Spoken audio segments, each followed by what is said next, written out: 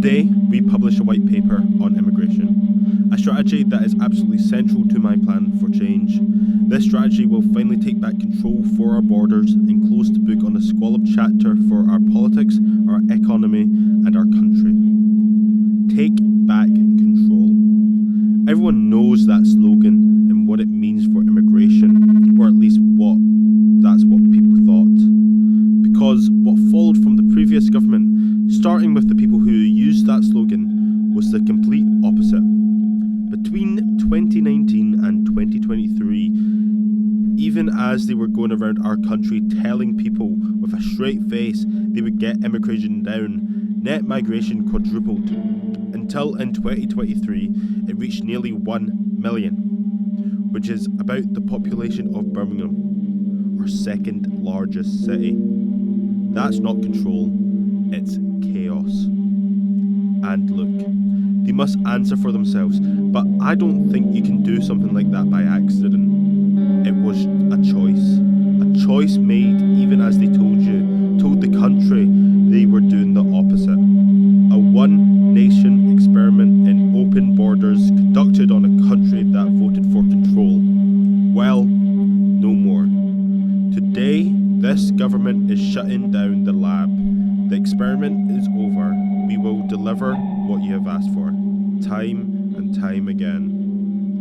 And we will take back control of our borders. And let me tell you why. Because I know, on a day like today, people who like politics will try to make this all about politics, and about this or that strategy, targeting these voters responding to this party. No.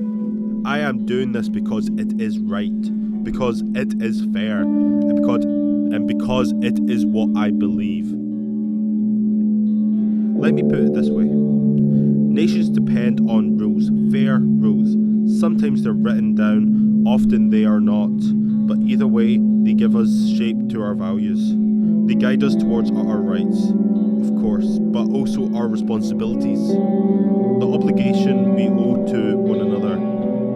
Now, in a diverse nation like ours, and I celebrate that, these rules become even more important. Without them, we risk becoming an island of strangers, not a nation that walk forward together. So when you have an immigration system that seems almost designed to permit abuse, that encourages some businesses to bring in lower paid workers rather than invest in our young people, or simply one that is sold by politicians to the British people on an entirely false premise, then you're not championing growth, you're not championing justice, or however else people defend that status quo. You're actually contributing to the forces that are slowly pulling our country apart.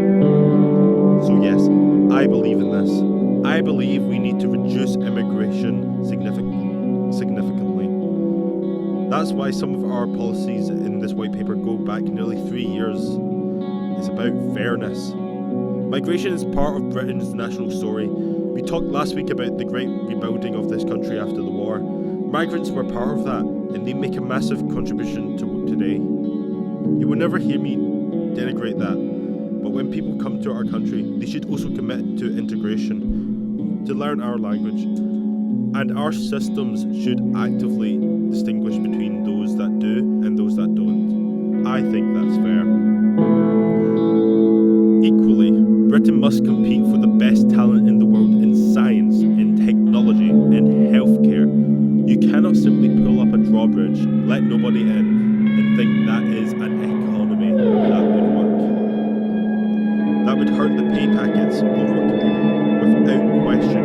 But at the same time, we do have to ask why parts of our economy seem almost addicted to importing cheap labour rather than investing in the skills of people who are here and want a good job in their economy. Sectors like engineering, where visas have rocketed while apprenticeships have plummeted. Is that fair to Britain? Is it fair to young people weighing up their futures to miss out on those apprenticeships, to see colleges in their